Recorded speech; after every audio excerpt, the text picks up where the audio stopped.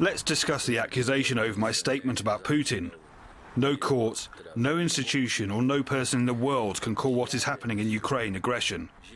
Only the UN Security Council can do this in accordance with Article 39 of the Charter. The UN Security Council did not call Russia's actions in Ukraine aggression, so my accusation clearly lacks legal qualifications. You cannot accuse someone of approving aggression if the only institution that has the right to call a military operation aggression has not done so. The state cannot dictate to anyone what they can say and what they cannot if it does not violate the provisions of our rule of law, especially if the content of my opinion is in compliance with Article 39 of the UN Charter. The right to freedom of expression includes the freedom to adhere to one's beliefs, as well as the freedom to receive and disseminate information or ideas without interference from state bodies and regardless of borders. The Minsk agreements proposed by Russia are aimed at preserving the territorial integrity of Ukraine, despite the holding of referendums in the Donetsk and Lugansk republics on the Declaration of Independence. Russia wanted to consistently implement. The Donetsk and Lugansk republics, which refused to submit to the self-proclaimed fascist junta that came to power as a result of an unconstitutional coup d'etat organised and financed by the United States and other Western states, were to receive a form of autonomy in accordance with the Minsk agreements.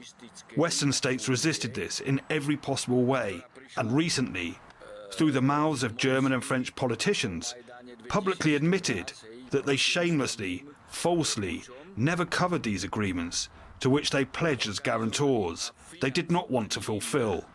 They only wanted to buy time to arm the fascist military and paramilitary formations of Ukraine to attack the Russian Federation and to destroy the Donetsk and Lugansk republics. However, when fascist fanatical armed groups, as well as the Ukrainian army, began shooting, bombing, killing and terrorizing the peaceful Russian population of those republics, resulting in the death of more than 14,000 civilians, in accordance with international law, Russia had every right to protect the Russian civilian population, fighting the flourishing neo-fascism in neighbouring Ukraine. Therefore, the intervention of the Russian Federation, about which Russia also informed the UN Security Council, was completely necessary and justified.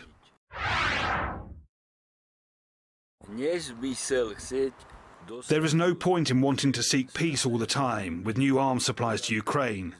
Their goal is to perpetuate the war, which brings them money and in turn devastates the Ukrainian people.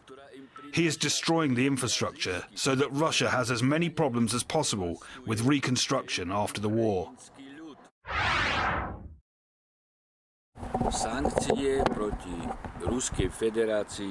Any sanctions, military or economic, without the approval of the Security Council, are contrary to Article 39 of the UN Charter.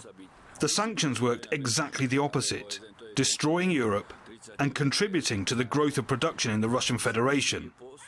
In addition, the sanctions have completely undermined the confidence of states in the United States. The world began to change rapidly in favour of mutual cooperation between states on the basis of equality of mutual benefit, instead of the dictatorship of a single great power of the United States.